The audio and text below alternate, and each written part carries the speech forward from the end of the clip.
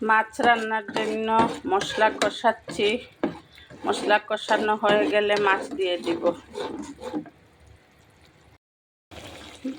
মাছ আমার কষানো হচ্ছে, আর আমি মাছের মধ্যে একটা মশলা দিয়েছি। এই দেখেন, আমার মশলাটা আমি নিজে করেছি।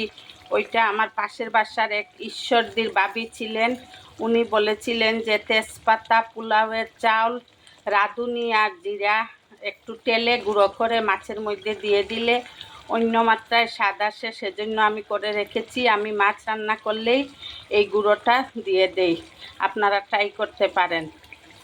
এখন আমি একটু জুলের পানি দিয়ে দিব। মাছ আমার রান্না হয়ে গিয়েছে। লাইফস্টাইল উইথ বউ শাশুড়ির পাশে থাকবেন, আমাদের জন্য দোয়া করবেন। আল্লাহ হাফেজ। আসসালামু আলাইকুম ওয়া রাহমাতুল্লাহি ওয়া বারাকাতুহু।